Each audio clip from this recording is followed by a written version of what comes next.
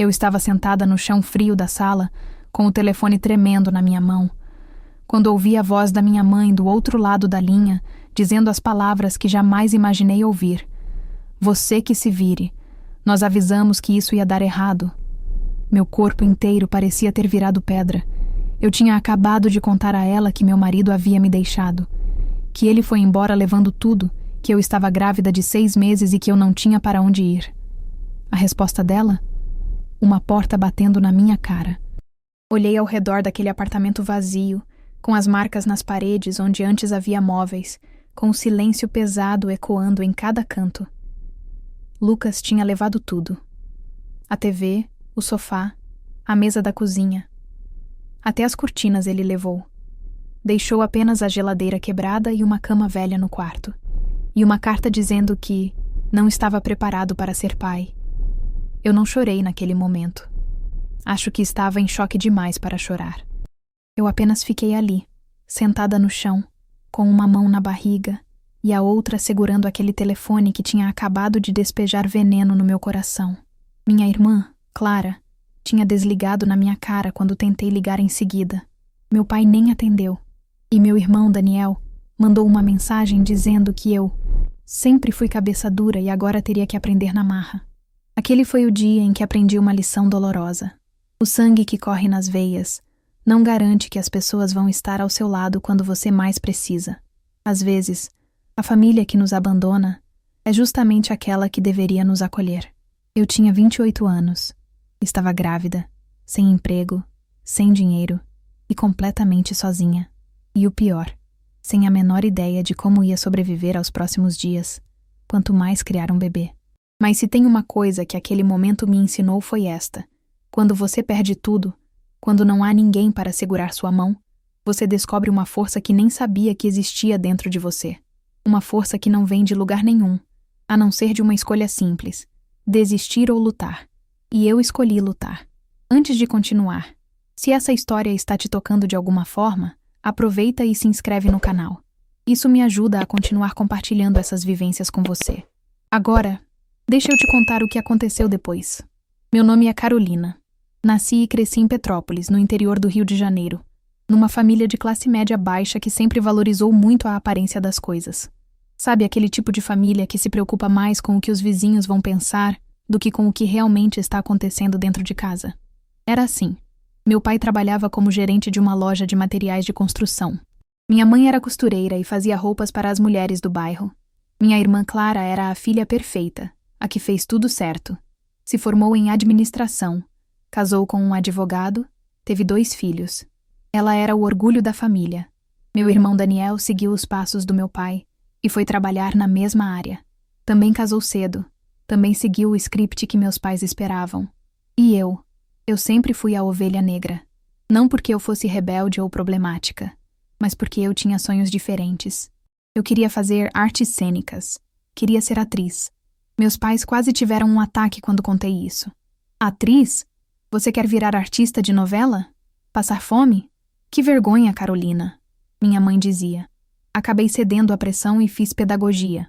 Comecei a trabalhar como professora de educação infantil em uma escola particular. Ganhava pouco, mas eu amava aquelas crianças. Amava ver os olhinhos brilhando enquanto aprendia algo novo. Foi trabalhando nessa escola que conheci Lucas. Ele era primo da diretora. Apareceu lá um dia para consertar o sistema de ar-condicionado. Era bonito, engraçado, atencioso. Me conquistou rapidinho. Namoramos por 2 anos. Quando ele pediu minha mão em casamento, minha família ficou radiante. Finalmente eu estava fazendo algo certo. Lucas tinha um emprego estável, era educado, parecia ser um bom homem. Casamos numa cerimônia simples. Alugamos um apartamento pequeno. Eu continuei dando aula. A vida parecia estar finalmente nos trilhos. Até o dia em que descobri que estava grávida. Eu estava feliz, assustada, mas feliz. Lucas entrou em pânico. Disse que não estava pronto, que precisávamos esperar. Mas eu já estava grávida, não dava mais para voltar atrás. E foi aí que tudo começou a desmoronar. Lucas começou a mudar logo nas primeiras semanas da gravidez. No início eram coisas sutis. Ele chegava mais tarde em casa. Estava sempre irritado. Reclamava de tudo. Da comida, da bagunça, do meu cansaço. Você tá grávida, não tá doente. Ele dizia quando eu pedia ajuda para lavar a louça. Eu tentava entender. Achava que era o estresse, o medo de ser pai, a pressão financeira. Eu mesma estava assustada, então não podia culpá-lo por estar também, certo? Errado. Com 3 meses de gravidez, comecei a ter complicações, sangramentos. O médico me orientou a fazer repouso. Eu precisei pedir licença do trabalho. E foi aí que as coisas realmente azedaram. Lucas começou a me acusar de estar se fazendo de coitada para não trabalhar. Dizia que eu estava exagerando, que outras mulheres trabalhavam grávidas até o último dia, que eu era fraca. Cada palavra era uma facada, mas o pior ainda estava por vir. Uma noite, eu acordei com dores fortes. Fui ao hospital sozinha porque Lucas tinha saído com os amigos e não atendia o celular. Fiquei lá por horas, apavorada, achando que ia perder meu bebê. Quando voltei para casa de madrugada, ele estava dormindo no sofá, bêbado. Tentei conversar com ele no dia seguinte. Implorei para que ele entendesse que eu precisava dele, que estávamos construindo uma família juntos. Ele me olhou com um desprezo que nunca vou esquecer e disse: "Eu nunca quis essa criança, Carolina. Você que quis. Então a responsabilidade é sua." Aquilo me partiu, mas ainda assim eu tinha esperança. Eu acreditava que quando o bebê nascesse, quando ele visse nosso filho ou filha, tudo mudaria. Procurei minha mãe para desabafar. Contei a ela como Lucas estava me tratando. Sabe o que ela disse? "Casamento é assim mesmo, Carolina. Homem é complicado. Você tem que ter paciência, ser uma boa esposa. Não fique reclamando, senão você vai perder seu marido." Minha irmã foi pior. "Você sempre foi dramática. Para de exagerar as coisas." Eu me senti completamente invisível. Minha dor não importava. Meu sofrimento não era válido. Eu estava sozinha, mesmo cercada de pessoas que deveriam me amar. Com 5 meses de gravidez, Lucas começou a sumir por dias. Dizia que estava fazendo horas extras, que estava estressado, que precisava de espaço. Eu, ingênua, acreditava.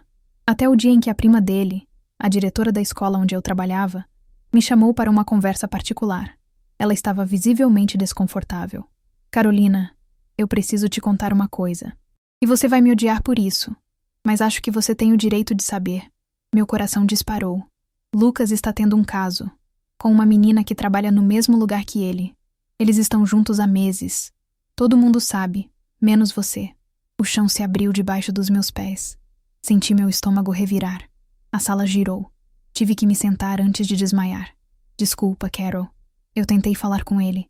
Tentei fazer ele ter vergonha na cara, mas ele não me escuta. Eu achei que você precisava saber." Cheguei em casa naquele dia com as pernas bambas e o coração despedaçado. Esperei Lucas chegar. Quando ele entrou pela porta, às 11 da noite, eu simplesmente perguntei: "Quem é ela?" Ele parou. Ficou branco. E em vez de negar, em vez de tentar explicar, ele simplesmente disse: "Tanto faz. Eu ia te contar mesmo. Eu vou embora." "Você vai embora?" Repeti sem acreditar no que estava ouvindo. "Eu estou grávida de 5 meses do seu filho. Eu não quero ser pai, Carolina. Quantas vezes eu preciso dizer isso? Eu não quero essa vida. Eu não te quero." Aquelas palavras ficaram ecoando na minha cabeça por dias. "Eu não te quero." Ele saiu batendo a porta. Voltou no dia seguinte com um caminhão e 2 amigos. Levou tudo. Tudo mesmo. Móveis, eletrodomésticos, até as panelas. Disse que tinha pagado por aquelas coisas e que ia levar. Tentei impedir, mas ele foi inflexível. "Você quer ficar com o apartamento? Então fica. Mas fica vazia, igual você me deixou." Quando ele foi embora, eu deslizei pela parede até sentar no chão. E finalmente chorei. Chorei por horas. Chorei até não ter mais lágrimas. E então, peguei o telefone e liguei para minha mãe. "Mãe, o Lucas me deixou. Ele foi embora. Eu estou sozinha, grávida, sem nada. Eu preciso de ajuda." Houve um silêncio do outro lado da linha. Um silêncio pesado, cruel. "Carolina, nós te avisamos. Eu te avisei que você era muito exigente, muito reclamona. Você espantou seu marido." "Mãe, ele estava me traindo. Ele me abandonou grávida." Você deve ter feito algo para ele procurar outra. Homem não trai à toa. Eu não conseguia acreditar no que estava ouvindo. Mãe, eu sou sua filha. Eu preciso de você. Carol, você já é adulta. Você tomou suas decisões. Agora tem que arcar com as consequências. Seu pai e eu não podemos te sustentar. Já temos nossas contas para pagar. Você que se vire.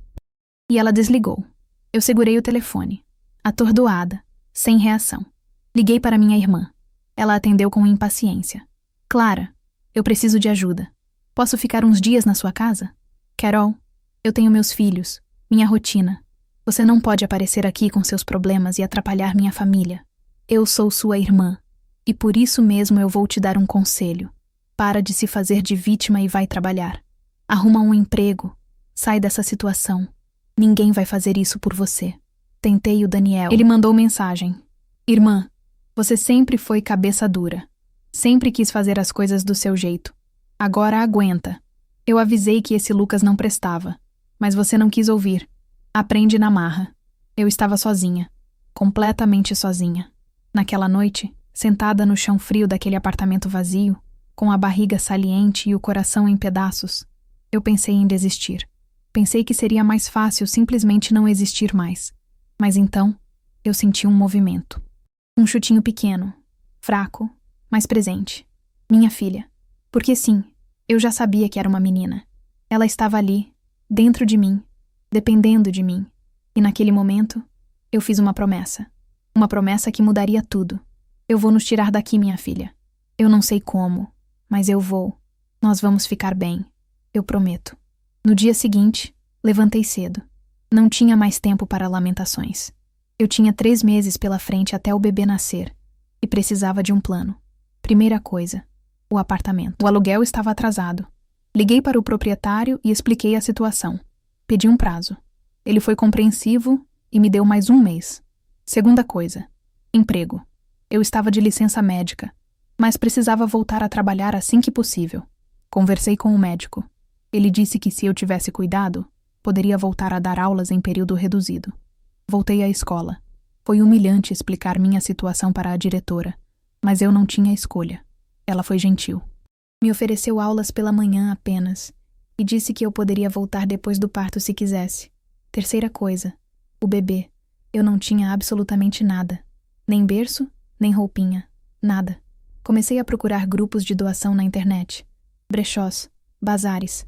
Engoli meu orgulho e pedi ajuda. E sabe o que aconteceu? Pessoas que eu nem conhecia começaram a aparecer. Uma professora da escola me deu um berço usado. Outra doou roupas que os filhos dela não usavam mais. Mães que eu mal conhecia se mobilizaram para me ajudar. Enquanto minha família me virou as costas, estranhos me estenderam a mão. Comecei a fazer bicos à noite. Corrigia redações de alunos de cursinho, fazia trabalhos de digitação. Tudo online, do celular mesmo, porque eu não tinha computador. Cada centavo economizado ia para uma conta que eu abri chamada Futuro da Vitória. Sim, eu já tinha escolhido o nome. Vitória, minha pequena luz. Os dias eram exaustivos. Eu acordava às 5 da manhã, dava aula até meio-dia, voltava para casa, comia algo rápido, descansava um pouco e ficava trabalhando até tarde da noite. Meu corpo doía. Minhas costas latejavam, mas eu não podia parar. Um dia, encontrei minha mãe por acaso no supermercado. Ela olhou para minha barriga, desviou o olhar e passou direto. Nem cumprimentou. Aquilo doeu mais do que qualquer coisa que Lucas tinha feito. Mas eu não chorei. Não mais. Eu tinha acabado de entender uma verdade fundamental. Eu não precisava da aprovação deles. Eu não precisava do amor deles. Tudo o que eu precisava era da minha própria força. E essa força estava crescendo dentro de mim, dia após dia, junto com minha filha. Vitória nasceu em uma manhã fria de julho. Foram 14 horas de trabalho de parto. Eu estava sozinha. Nenhum familiar apareceu. Ninguém atendeu meus telefonemas. Mas Mariana, a professora que tinha me doado o berço, apareceu. Ela ficou comigo a noite inteira, segurando minha mão, enxugando meu suor, me dizendo que eu era forte, que eu conseguiria. Quando Vitória nasceu e eles colocaram aquele serzinho minúsculo nos meus braços, eu entendi o significado de amor incondicional. Eu olhei para aqueles olhinhos fechados, para aqueles dedinhos perfeitos, e soube que tudo tinha valido a pena. Oi, meu amor, eu sou sua mãe, e eu vou te dar o mundo inteiro. Fiquei 3 dias no hospital. Mariana me visitou todos os dias. Outras professoras foram me ver. Levaram presentes, fraldas, carinho. Minha família? Silêncio total. Quando voltei para casa com Vitória, o apartamento estava diferente. Mariana e outras colegas tinham se organizado e feito uma reforma surpresa. Pintaram o quartinho, montaram o berço, encheram o armário de fraldas e roupinhas doadas. Tinha até um cartaz escrito: "Bem-vinda ao mundo, Vitória." Eu chorei, mas dessa vez foram lágrimas de gratidão. Os primeiros meses foram brutais. Vitória chorava muito à noite. Eu mal dormia. Voltei a dar aulas quando ela tinha 2 meses, levando-a comigo sempre que possível. Mariana me ajudava. Ficava com ela durante algumas aulas, mas eu estava exausta. Financeiramente, mal sobrevivia. Mas emocionalmente, eu estava mais forte do que nunca. Foi nessa época que descobri meu talento. Sempre gostei de escrever. Comecei a escrever sobre maternidade solo, sobre abandono, sobre recomeço. Criei um blog. Postava à noite, depois que Vitória dormia. Para minha surpresa, as pessoas começaram a ler. Começaram a comentar. Mulheres me mandavam mensagens dizendo que se identificavam, que minha história dava força para elas. E então, uma editora me contatou. Queriam transformar meu blog em livro. O livro se chamou Sozinha, mas não vencida. Contava minha história, minha jornada, minha dor e minha superação. Não esperei vender muito. Era um livro pequeno, de uma autora desconhecida. Mas ele viralizou. Em 3 meses, estava na lista dos mais vendidos. Comecei a receber convites para palestras, entrevistas, podcasts. Minha história estava tocando milhares de mulheres pelo Brasil inteiro. O dinheiro começou a entrar. Não era uma fortuna, mas era suficiente para que eu saísse daquele apartamento apertado e alugasse algo melhor. Algo com um quarto de verdade para a Vitória, com um espacinho para eu escrever. Consegui comprar móveis novos, montar um lar de verdade. Vitória tinha 1 ano quando nos mudamos. Ela começou a engatinhar pelo apartamento novo, e eu senti que finalmente estávamos em casa. Foi nessa época que minha mãe ligou. "Carol, vi seu livro na livraria. Parabéns." 3 anos de silêncio. "E agora, parabéns?" "Obrigada", eu disse seca. "Acho que poderíamos nos ver, conhecer minha neta." Minha neta. Como se Vitória fosse dela. Como se ela tivesse algum direito sobre aquela criança que ela abandonou antes mesmo de nascer. "Mãe, onde você estava quando eu precisei? Onde você estava quando eu estava dormindo no chão, com fome, sem saber como ia sobreviver? Onde você estava quando Helena nasceu e eu estava sozinha no hospital? Carol, não foi assim. Foi exatamente assim. Você me abandonou. Você, meu pai, meus irmãos. Vocês me viraram as costas quando eu mais precisei. E agora que eu venci, agora que eu consegui sozinha, vocês querem voltar?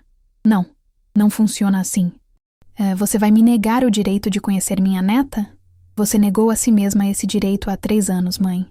E desliguei. Nos meses seguintes, minha família tentou se reaproximar várias vezes. Meu pai ligou. Minha irmã mandou mensagens. Meu irmão apareceu na porta do meu prédio. Todos queriam perdão. Todos tinham desculpas. Todos queriam fazer parte da vida de Vitória. Mas perdão não é algo que se dá só porque pediram. Perdão precisa ser merecido. Precisa vir acompanhado de mudança real, de arrependimento verdadeiro. E eu não vi nada disso neles. Só vi interesse. Cerca de 2 anos depois que Vitória nasceu, Lucas apareceu. Não na minha porta, mas na justiça. Ele estava pedindo a guarda compartilhada. Quando recebi a citação, ri desacreditada. Aquele homem que me abandonou grávida, que disse que não queria ser pai, que sumiu completamente da vida da nossa filha, agora queria direitos? Descobri pelo advogado dele que Lucas tinha se casado com a tal da amante. Eles queriam ter filhos, mas ela tinha problemas de fertilidade. E de repente, ele se lembrou que tinha uma filha. Não, apenas não. Contratei um advogado. Não foi barato, mas o dinheiro do livro cobriu. Reuni todas as provas. Mensagens dele dizendo que não queria a criança, testemunhos de pessoas que presenciaram o abandono, comprovantes de que ele nunca pagou 1 centavo de pensão, registros de que ele nunca tentou ver a filha. O processo foi rápido. O juiz foi claro. O senhor abdicou dos seus direitos parentais quando abandonou a criança. Não há guarda compartilhada para quem nunca foi pai. Lucas ainda tentou apelar, mas perdeu. Perdeu tudo. E sabe o que eu senti? Nada. Absolutamente nada. Ele não tinha mais poder sobre mim. Ele não significava mais nada. Quanto à minha família, estabeleci limites claros. Disse que eles podiam estar na vida de Vitória, mas com supervisão minha. E só depois de muita terapia e muitas conversas dolorosas. Minha mãe começou a fazer terapia. Começou a reconhecer seus erros. Ainda dói, ainda há feridas, mas há um caminho sendo construído. Meus irmãos? Ainda distantes. Ainda orgulhosos demais para admitir que erraram. Mas está tudo bem. Porque eu aprendi que família não é quem tem o mesmo sangue. Família é quem fica. Família é quem estende a mão quando você está no chão. Família é quem escolhe amar você todos os dias. E eu encontrei minha família, em Mariana e nas outras professoras, nas leitoras que me escrevem todos os dias, nas mulheres que compartilham suas histórias comigo, em Vitória, meu maior amor. Eu preciso fazer outra pausa aqui porque, olha, se você chegou até aqui, você não está apenas assistindo a um vídeo. Você está compartilhando um pedaço da minha vida. E isso cria uma conexão entre nós. Se você sentiu algo ouvindo minha história, se viu um pedacinho de você aqui, se inscreve no canal, deixa seu like e comente aqui embaixo. Assim a gente continua crescendo juntas. Eu leio todos os comentários. Todos mesmo.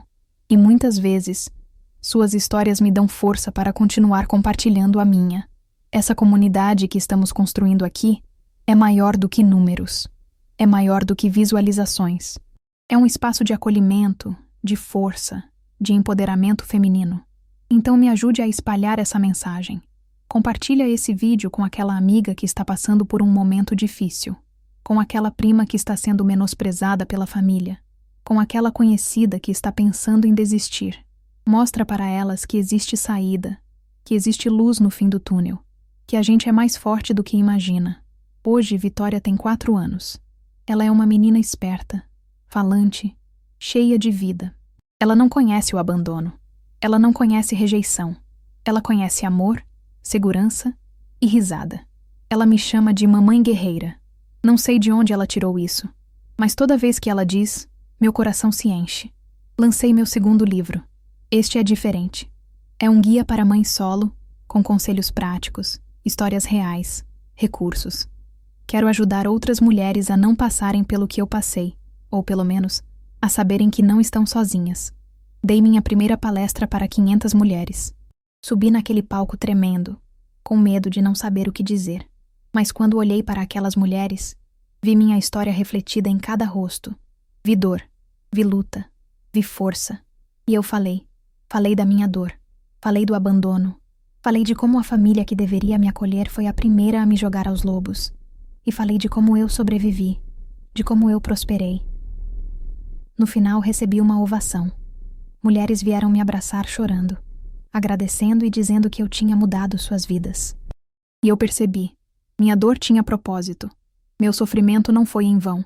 Ele se transformou em força, em inspiração, em esperança para outras mulheres. Olhando para trás agora, eu entendo que o abandono da minha família foi paradoxalmente minha libertação. Porque enquanto eu dependia da validação deles, eu estava presa aos padrões deles, aos sonhos deles, à versão de mim que eles queriam que eu fosse. Quando eles me abandonaram, eu fui forçada a me encontrar, a descobrir quem eu realmente era, a entender minha própria força. E a mulher que eu descobri, ela é incrível, ela é forte, ela é resiliente, ela é mãe, escritora, palestrante, sonhadora. Ela é tudo o que eu sempre quis ser, mas nunca tive coragem. Se você está passando por algo parecido agora, se sua família te abandonou, se você se sente sozinha e perdida, eu quero que você saiba, você vai sobreviver. Mais do que isso, você vai prosperar, vai doer, Vai doer muito. Vai haver noites em que você vai querer desistir. Vai haver momentos em que você vai se sentir a pessoa mais sozinha do mundo. Mas você não está sozinha. Nunca esteve. Há milhões de mulheres como nós, que foram abandonadas, que foram menosprezadas, que foram jogadas de lado. E todas nós estamos aqui, de pé, fortes, vitoriosas. O sangue não define família. O amor define. A presença e a escolha de ficar define. E se as pessoas que deveriam te amar te abandonaram, não problema deles. Seu. Eles perderam a chance de conhecer a mulher incrível que você é. Perderam a chance de estar ao seu lado. Perderam você. Mas você ganhou a si mesma. Você se encontrou e descobriu que é capaz de muito mais do que jamais imaginou. Então levanta a cabeça. Enxugue essas lágrimas. Respira fundo. E dá o próximo passo. Porque sua história não termina com abandono. Ela começa com ele. E o que você faz depois? Isso é com você. Mas eu garanto, você é capaz de coisas extraordinárias. Eu era uma professora abandonada, grávida, sem perspectivas. Hoje sou uma escritora publicada, mãe presente, mulher realizada. E se eu conseguir, você também consegue. Obrigada por ter chegado até aqui comigo. Obrigada por ter me ouvido, por ter sentido comigo, por ter acreditado na minha história. Você é mais forte do que pensa. Nunca esqueça disso. Com amor e gratidão, Carolina.